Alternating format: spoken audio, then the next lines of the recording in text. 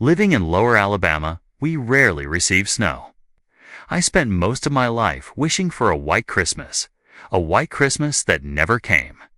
I have only seen snow twice in my 33 years here. I always wanted to share that with my two boys. I just knew that they would love to play in it.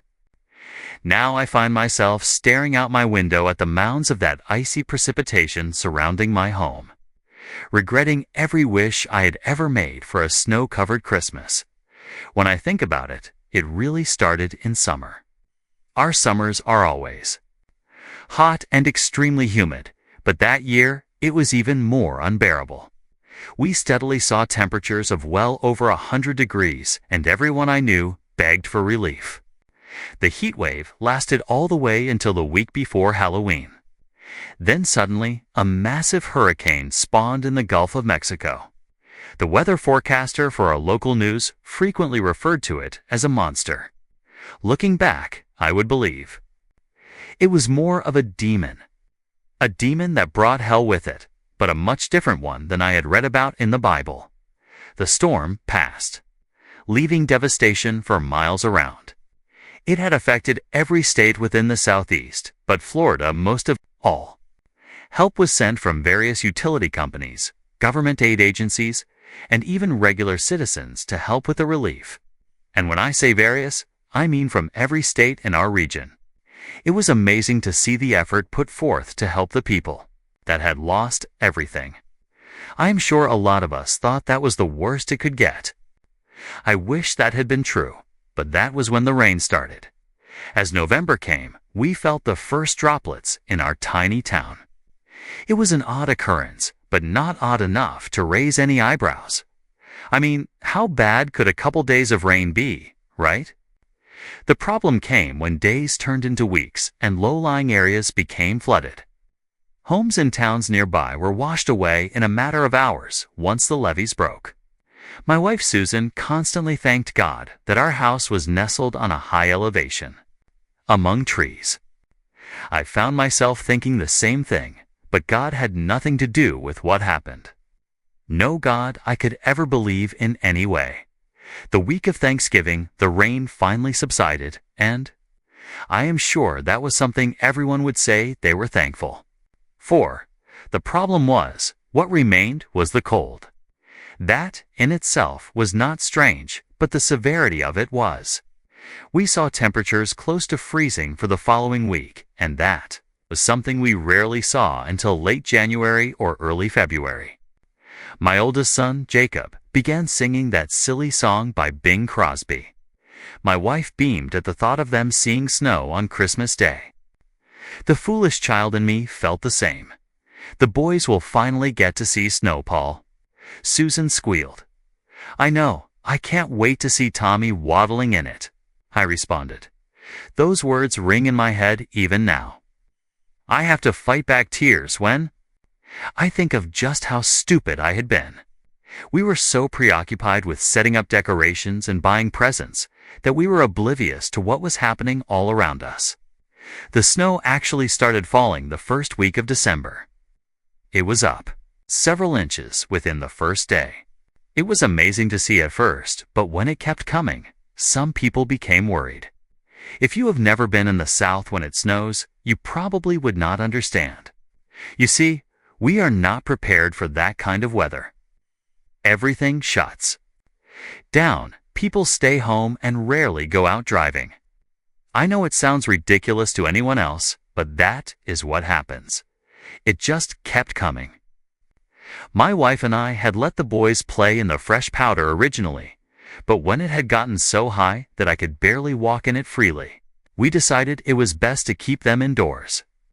Hardware stores had started bringing in snow shovels to help clear paths, something that you rarely found in our town. I bought one of the last ones on the shelf as people scrambled to manage the icy foreign invader. The situation seemed to become worse, as small flurries became near blizzards. My wife stayed glued to the news and weather broadcasts. It appeared the northern states had almost been buried in the frigid powder. The president had actually issued a state of emergency, urging people in the northern portion to evacuate south. That was when I finally started to be concerned. These people had been told to come south, but our situation was hardly any better. The weatherman stopped trying to be accurate. His predictions of an end to the madness never came. The temperatures continued to drop, and it was not long before we saw them go from 0 to negative digits. It was unheard of in my state for it to be that cold, and people were getting afraid. Plumbing fixtures began to burst from frozen pipes, and people were left without water until they could thaw. Our world had become a freezer in a few weeks, and none of us were prepared for it. My family found themselves wearing our thickest clothing, even inside.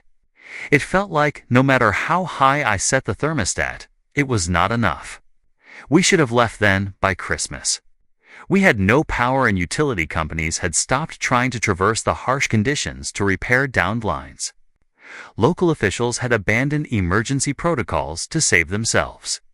We began hearing rumors of our neighbors attempting to head further south into Florida. Susan suggested the same, but I reminded her of the destruction still left from the hurricane. I was afraid we would be worse off without shelter. So I made the decision to hunker down in our home. I cleared a path to the fireplace that had only been used for decoration and set to the task of getting a fire going. If it was not such a dire situation, my wife would have found amusement in me attempting something like that. I had never even seen someone use a fireplace, let alone light one.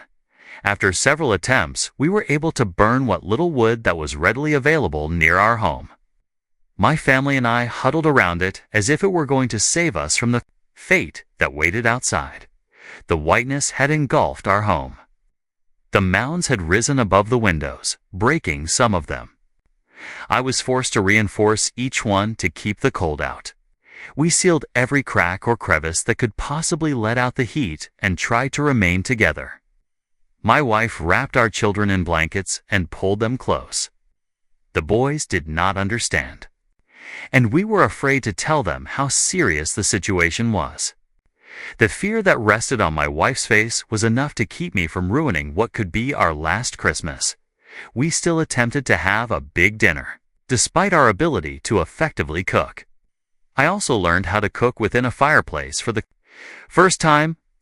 It would have been an interesting experiment if it had not been essential for our survival at the time. We gave up on the idea of turkey or ham, but we had always had a decent stock of canned food. It was a habit I had picked up from my grandparents. I often wondered how they were faring during all of this, but I had my immediate family to worry about. Our world had been plunged into an endless sea of white. I even had nightmares of the stuff that Christmas Eve my children normally woke me early on Christmas morning, but when my eyes fluttered open, I assumed it was still night. The house was so dark that I could barely see my wife lying next to me. I slowly rose from my bed, still completely clothed, and nudged Susan awake. The house had become far colder than it should have been, and I immediately headed for the fireplace. The fire had gone out at some point, so I ran for the back door, pulling on my boots. My aim was to gather more wood to get the fire going again. But as soon as the door cracked open, I was pelted with a mixture of snow and ice. It stung my face, and I cursed at the door while trying to shut it again. Our home had been buried in the vicious powder, and I finally understood why no light permeated the windows. My watch read 9 o'clock, but it felt much earlier. Susan stumbled into the living room, asking what I was doing. I told her what time it was, and confusion filled her eyes. She went for the window and was greeted with what I already knew. I do not remember ever seeing her quite so afraid, and the feeling was mutual. I buried my emotions down, though, knowing I had to be strong for my family. I told her to go check on the kids while I tried to get the fire going again. She disappeared down the hall, and I made my way to the dining room. The table and chairs had been passed down through my family for generations, but I knew it would have to be sacrificed. I set to dismantling the wooden chairs first, but was stopped by the sound of my wife's scream. I rushed through the hall, listening to the awful sound echo in my ears. I could feel tears forming in my eyes, but I pushed them back as I rounded the corner. She was grasping the doorframe of our children's room. We had put them together so that Jacob could help keep an eye on Tommy. I could see her body shaking. As she stared into the room, tears rolled over her cheeks as I turned to see inside. The window of their room had given to the weight of our captor, despite my attempt at strengthening it. Snow had buried the boys in the night, and that was when I noticed the flakes of white all over my wife's hands. Susan had attempted to uncover them, and I could see the pale blue skin of their faces, huddled together in Jacob's bed. It would have been a sweet scene if it were not for their skin tone. Something Susan would have taken a picture of, but this was not that scene.